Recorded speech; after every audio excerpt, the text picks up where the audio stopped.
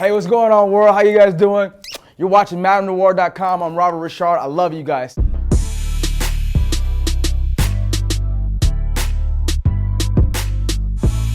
Over the course of my career, I've had really a balanced career. I got to start off in doing movies like Light It Up initially, were heavy drama stuff. And then sort of balancing that with like our Cousin Skeeters and our one-on-ones, and I'm playing more like character funny stuff. And then, doing Feast of All Saints at the same time, where I'm playing like, a young man who's, a free quadroon in the slave times. So I sort of have really a very balanced career, and I'm always trying to push the spectrum of things that I've done because I love challenging myself. I do keep in touch with the cast members of Cousin Skeeter. Angela, I still love her to death, and Mr. Sheridan and everyone, and Megan, we just did a music video together where she directed me with Lamaya, her sister. Kyla and I are still friends, and we had the same agent growing up, so I'm always been close to Kyla, and then I see Kelly all the time and Flex, so it's good. Kyla's character was a real focal point of the show and became that over the 4 seasons. So we went into our 5th season. They sort of revamped that show, saying, listen, we're gonna focus on her and Arnez and their relationship and them ultimately getting married. And when the politics of the 2 shows, Warner Brothers and UPN combined to make CW, our show had great ratings, but Will Smith actually had his show on to air too. And people make phone calls and get things done because they care about their business. And so our show didn't even make it on, even though we had the most popular show. But you were gonna see another 5 years of Brianna and Arnez's character really, getting married, starting a family together, that kind of thing. That was the plan. I think the thing that was the most exciting reason to jump on board was because this has happened before. I got a phone call one time and someone said, you want to do this Steppin' movie? I was like, Steppin' movie? I was like, no, I'm a real actor. And the movie blew up and became Stomp the Yard. And I said to myself, I prayed, I said, God, if I ever get another opportunity, I'm not gonna pass it up. So I got this phone call at like 2 o'clock in the morning from Jean-Claude Lemaire, the writer and director, and he's telling me about the stripping movie. In my head, I'm thinking, stripping movie? And then I thought, I'm like, you're awesome! I'm like, this is like take 2.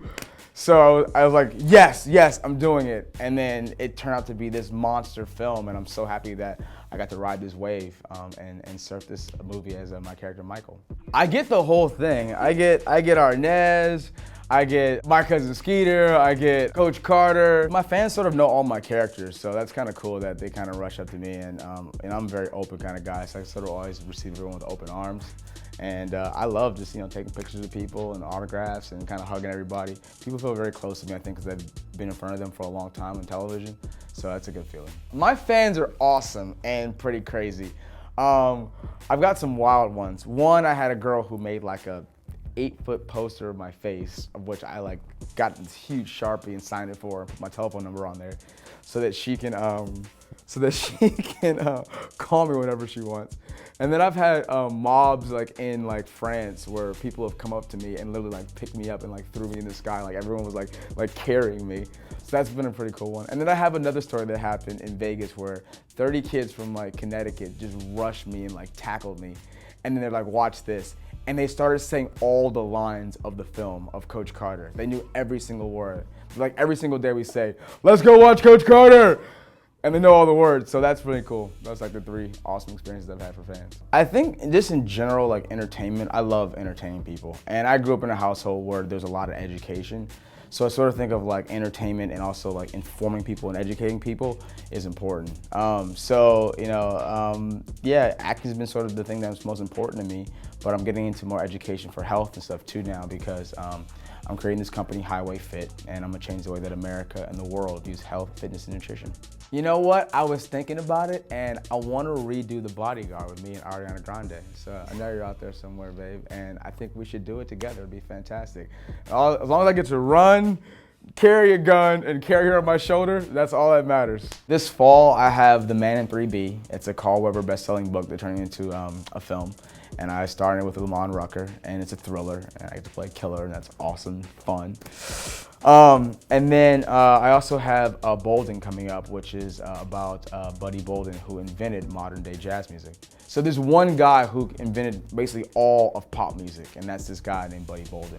And he's crazy. I mean, he's a trumpet player, he's got syphilis, he's schizophrenic, he's like in and out of jail, he's fighting with my character. And I played George Baquet, a French clarinet player who he recruits to play in his band, and then he hates me that I'm better than him.